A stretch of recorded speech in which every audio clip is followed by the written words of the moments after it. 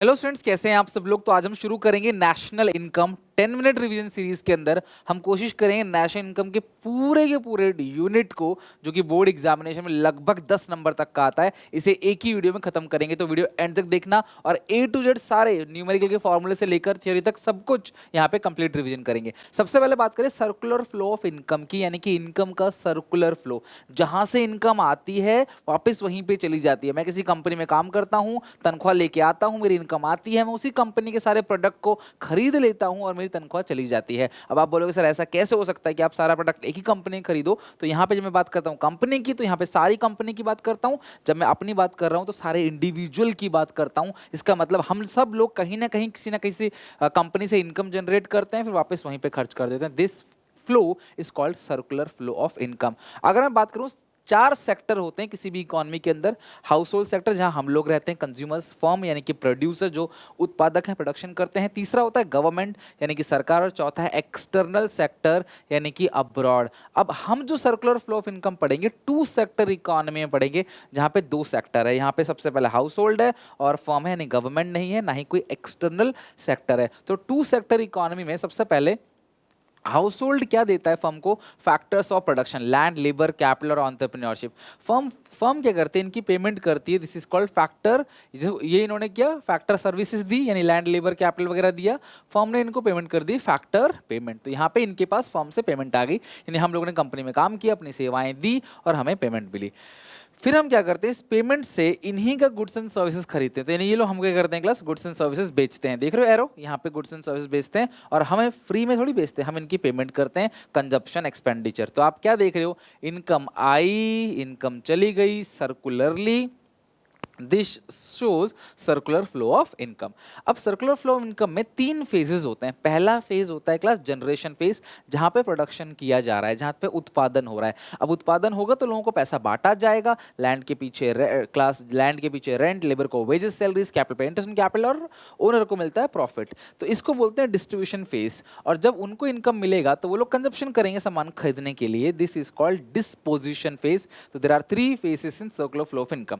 अब circular flow of income में दो तरह के फ्लो होते हैं, रियल फ्लो, मनी फ्लो। अगर मैं तुम्हें बताऊं क्लास, यहाँ पे जो फ्लो हुआ है, जो भी ये फैक्टर पेमेंट का फ्लो हुआ है और एक कंजप्शन एक्सपेंडिचर का फ्लो हुआ है, इसे मनी फ्लो या नॉमिनल फ्लो बोलते हैं, क्योंकि क्लास ये मनी सप्लाई को मेजर करेगा। अभी जो फैक्टर ऑफ प्रोडक्शन है और ये गुड्स एंड सर्विसेज है, इन दोनों को बोलते हैं क्लास रियल फ्लो, जहाँ पे गुड्स एंड सर्विसेज का फ्लो हो रहा है। इसे क्लास फिजिकल फ्लो भी कहते हैं। अब बात करते हैं स्टॉक और फ्लो के बीच में डिफरेंस। बहुत इंपॉर्टेंट है, आइडेंटिफाई करने के लिए भी क्वेश्चन पूछ सकता है और इसका डिफरेंस तो है ही इंपॉर्टेंट। स्टॉक का मतलब क्या होता है? वो वेरिएबल जो हम मेजर करते हैं किसी पर्टिकुलर पॉइंट ऑफ टाइम पे, और फ्लो वो वेरिएबल है जो मेजर करते हैं पर्टिकुलर पीरियड ऑफ टाइम। यहाँ पे पॉइंट आता है, आज, कल, 15 दिसंबर, 16 जनवरी, और ये क्या आता है क्लास? पीरियड, यानी कि पर मंथ, पर ईयर, इस तरीके से। सो यहाँ पे कोई टाइम डायमेंशन नहीं होता। ये फोटो की तरह होता है जो मोबाइल फोन से पिक्चर क्लिक करते हो, ये वीडियो की तरह होता है क्लास। यहाँ टाइम ड्यूरेशन होता है पर मंथ, पर ईयर। तो यहाँ पे टाइम डायमेंशन है, ये टाइम डायमेंशन नहीं है। ये स्टैटिक कॉन्सेप्ट है, चेंज नहीं हो सकता। से यहाँ से दिल्ली का डिस्टेंस वो चेंज नहीं हो सकता, यहाँ से पंजाब का डिस्टेंस वो चेंज नहीं हो सकता, वो सेम है। लेकिन गाड़ी की स्पीड चेंज हो सकती है, वो क्या है क्लास? डायनामिक। तो फ्लो डायनामिक है, ये स्टैटिक है। Wealth, distance of Delhi to Noida, stock of water in a tank, bank deposit, capital, population on a particular date, सब स्टॉक है। जबकि पॉकेट अलाउंसेस, गाड़ी की स्पीड जो जा रही है वो, फ्लो अगर टैंक से पानी बह रहा है, डिमांड है, सप्लाई है, कंजप्शन है, सेविंग्स है, प्रॉफिट लॉस, नेशनल इनकम, ये सारा फ्लो है। बैलेंस शीट स्टॉक होता है, चेंज इन स्टॉक फ्लो होता है, राइट। अब बात करें टाइप्स ऑफ गुड्स। हमारी इकोनॉमी में हम आज पढ़ेंगे चार तरह के डिफरेंट गुड्स। फाइनल गुड्स, वो सामान जो बनके पूरी तरीके से रेडी है और उसे यूज कौन करेगा? Final user. जो बनके तैयार है और उसे यूज कौन कर रहा है? फाइनली जो उसे इस्तेमाल करने वाला है, उसे बोलते हैं फाइनल गुड्स। इंटरमीडिएट गुड्स, जो as a raw material use किया जाएगा। देखो, जो फाइनल गुड्स है उसे हम अपने घर के लिए भी इस्तेमाल कर सकते हैं, सेल्फ कंजप्शन के लिए, अपने बिजनेस में एज एन इन्वेस्टमेंट भी यूज कर सकते हैं। जबकि जो इंटरमीडिएट गुड्स है उसको बोलते हैं class raw material. Intermediate goods यानी कि जो अभी हमने पूरी तरीके से रेडी नहीं किया क्लास, हम उसको as a raw material use करेंगे या सीधा उठा के रीसेल करेंगे। मैं एक एसी खरीद के लाया बेचने के लिए, तो वो इंटरमीडिएट गुड्स है। मैं चीनी खरीद के लाया बिस्कुट बनाने के लिए, तो भी वो इंटरमीडिएट गुड्स है। एसी मैं घर पे इस्तेमाल नहीं कर रहा हूँ, मैं किसी को बेचूंगा, सो वो इंटरमीडिएट है। अगर मैं इसे घर पे इस्तेमाल करता तो एसी फाइनल गुड्स होता, और ये एसी अपने बिजनेस में अपनी फैक्ट्री में अगर मैं लगाता तो भी ये फाइनल गुड्स ही होता। कंजप्शन गुड्स, कंज्यूमर गुड्स जो हम लोग आप लोग खरीदते हैं, चाहे ड्यूरेबल हो चाहे नॉन ड्यूरेबल गुड्स हो, जो हम लोग डे टू डे लाइफ में यूज़ करते हैं अपने लिए खरीदते हैं, वो कंज्यूमर गुड्स है।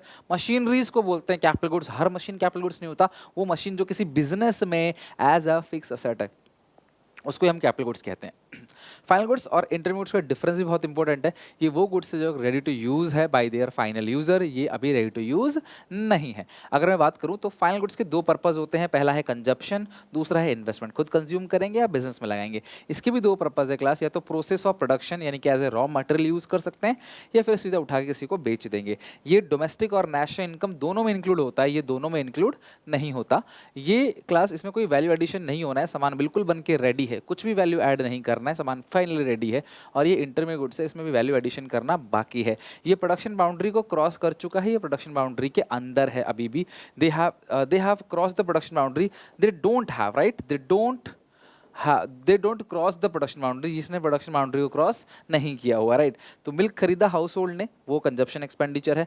मशीन फाइनल गुड्स है, मशीन खरीदा इन्वेस्टमेंट के लिए, वो भी फाइनल गुड्स है। यहाँ पे मिल्क खरीदा बिस्किट बनाने के लिए एज अ रॉ मटेरियल, तो वो इंटरमीडिएट गुड्स है। डेयरी शॉप ने डेयरी वाला दूध लेके बेच रहा है, तो वो भी क्या है class, intermediate goods. National income किसे कहते हैं?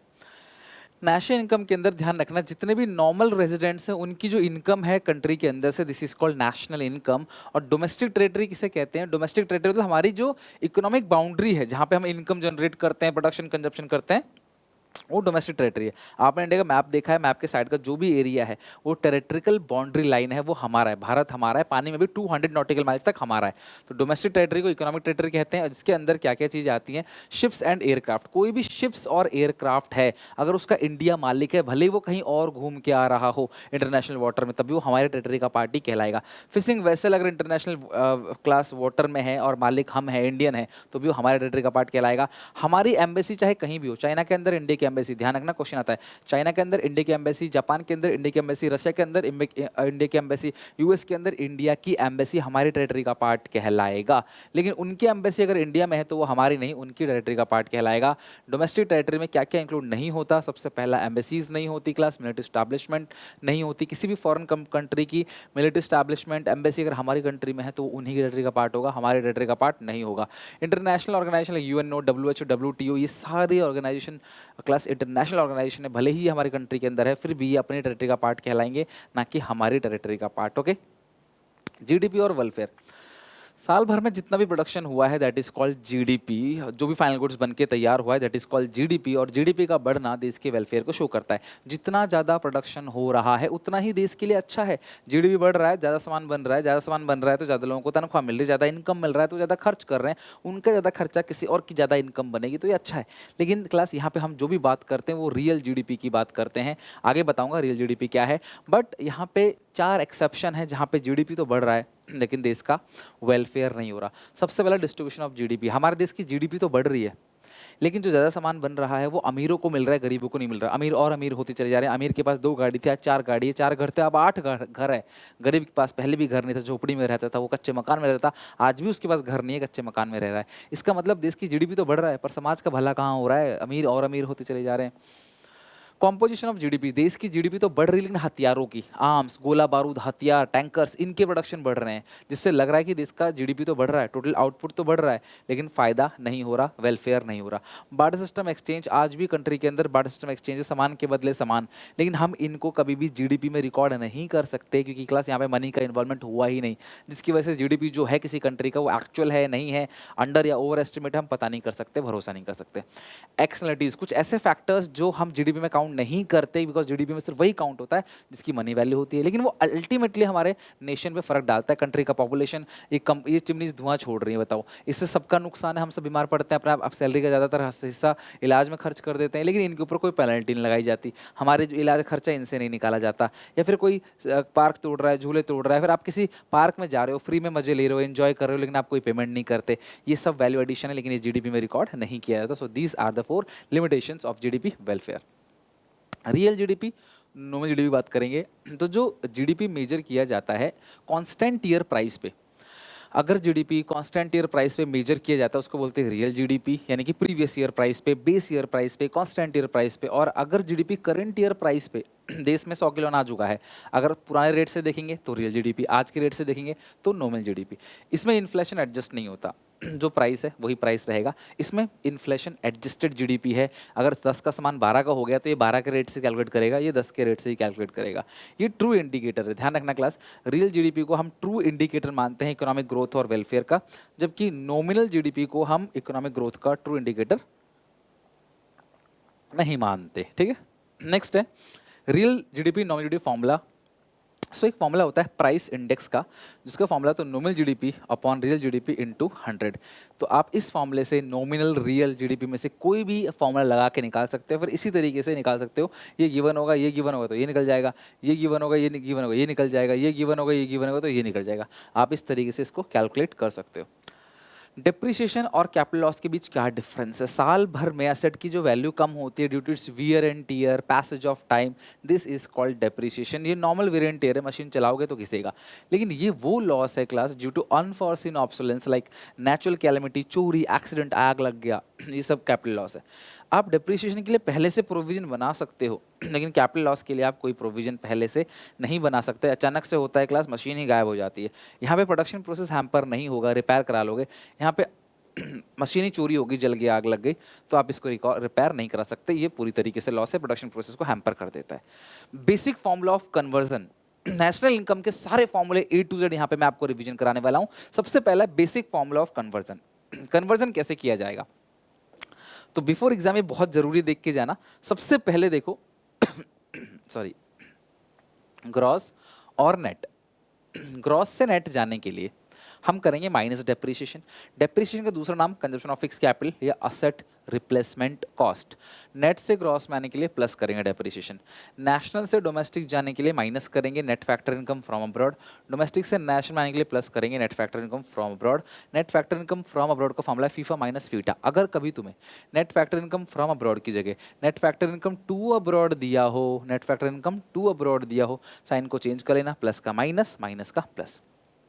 मार्केट प्राइस से फैक्टर कॉस्ट में जाने के लिए माइनस एनआईटी, फैक्टर कॉस्ट से मार्केट प्राइस में आने के लिए प्लस एनआईटी। एनआईटी मतलब net indirect tax less subsidies, और इंडायरेक्ट टैक्स के अंदर आता है जीएसटी और कस्टम ड्यूटी। अब आपको कुछ कंपोनेंट है नेशनल इनकम के जो तुम्हें ध्यान रखना है, जैसे जीडीपी एमपी मतलब gross domestic product at market price, साल भर में जो प्रोडक्शन हुआ है उसकी market price. Gross domestic product eight factor cost, उसी का factor cost. Gross national product, इसके अंदर एनएफआई भी आ जाएगा, बाहर की इनकम भी आ जाएगी, eight market price. Gross national product at factor cost. Net, देखो पहला लेटर हमेशा ग्रॉस या नेट में से कोई एक होगा, दूसरा डोमेस्टिक या नेशनल में से कोई एक होगा। ये है नेशनल, पहला है तो net. Net domestic product market price, net domestic product factor cost, net national product market price, net national product factor cost. ये जो एनडीपीएफसी है, ये जो एनडीपीएफसी है इसको हम बोलते हैं क्लास डोमेस्टिक इनकम, और जो ये एनएनपीएफसी है हम इसको बोलते हैं नेशनल इनकम। ध्यान रखना। नेक्स्ट है प्रोडक्शन मेथड। नेशनल इनकम के 3 मेथड होते हैं, production, income, expenditure. Production method की बात करें, इससे क्या निकलता है, जीवीएमपी या जीडीपीएमपी, तुम्हारी मर्जी, कुछ भी लिख लो। ग्रॉस वैल्यू एडेड या gross domestic product at market price का formula sales plus change stock minus intermediate consumption. अब सेल्स में डोमेस्टिक सेल्स भी है और एक्सपोर्ट भी, और इंटरमीडिएट कंजप्शन मतलब परचेज ऑफ रॉ मटेरियल, तो चाहे डोमेस्टिक परचेज हो चाहे इंपोर्ट हो। चेंज स्टॉक मतलब क्लोजिंग माइनस ओपनिंग। कुछ बातों का ध्यान रखना है, अगर तुम्हें कभी प्रोडक्शन फॉर सेल्फ कंजप्शन दिया हुआ है तो इसे तुम सेल्स में ऐड करना, क्योंकि वो क्लास अपने लिए कंज्यूम किया तो हम सेल्स ही मानेंगे। आपने बनाया मार्केट के लिए, एक किसान ने अनाज उगाया खुद रख लिया, तो वे सेल्स ही मानेंगे उसको। परचेज ऑफ मशीनरी को इग्नोर करना, because machine is a final goods. और अगर तुम्हें कभी यूनिट्स दिया हो, सेल्स का रेट पर यूनिट दिया हो, तो मल्टीप्लाई करके सेल्स का वैल्यू जरूर निकाल लेना। सेल्स पर चेंज स्टॉक को बोलते हैं वैल्यू ऑफ आउटपुट। अगर तुम्हें कभी ये दोनों दिया हो या फिर आपको वैल्यू ऑफ आउटपुट दिया हो, तो ये दोनों के सम के बराबर है। इलेक्ट्रिसिटी बिल जो है वो इंटरमीडिएट कंजप्शन का ही एक हिस्सा होता है। Second is income method. Income method में, इनकम मेथड से क्या निकलता है, डोमेस्टिक इनकम यानी कि एनडीपीएफसी। आपको सिर्फ 3 कंपोनेंट ऐड करना है, compensation of employees, operating surplus और मिक्स इनकम सेल्फ एम्प्लॉयड। अगर कॉम्पनसेशन ऑफ एम्प्लॉइज नहीं दिया है तो wages and salary in cash and kind. Employer, ध्यान रखना ये एम्प्लॉई नहीं है, ये एम्प्लॉयर है। Employer contribution toward social security scheme या सोसाइटी। ऑपरेटिंग सरप्लस अगर नहीं दिया, जनरली नहीं दिया होता है, तो rent plus royalty plus interest plus profit. Rent नहीं दिया हो 0, रॉयल्टी नहीं दिया हो 0, इंटरेस्ट नहीं दिया हो 0। लेकिन तुम्हें प्रॉफिट नहीं दिया है तो तुम्हें प्रॉफिट के 3 हिस्से होते हैं, अनडिस्ट्रीब्यूटेड प्रॉफिट यानी कि रिटेन अर्निंग्स, डिविडेंड जो आम जनता को बांट दिया जाता है, और कॉर्पोरेट टैक्स। हम प्रॉफिट में से टैक्स देंगे, पब्लिक को डिविडेंड बांटेंगे, जो बचेगा उसे बचा लेंगे ग्रोथ के लिए, this is called retained earning. तो ये तभी लेना है तीनों को जब प्रॉफिट्स ना दिया हो, अगर प्रॉफिट दिया है तो इसे इग्नोर करना है, अगर कॉम्पनसेशन एम्प्लॉयज दिया तो इन दोनों को इग्नोर करना है। Third is mix income self employed, नहीं दिया होगा इसको जीरो मान लेना। ओके, नेक्स्ट एक्सपेंडिचर मेथड, ये हमारा थर्ड और आखिरी मेथड है। इससे क्या निकलता है, जीडीपी एमपी। इसका फॉर्मूला है private final consumption expenditure, government final consumption expenditure, gross domestic capital formation, gross domestic fixed capital formation.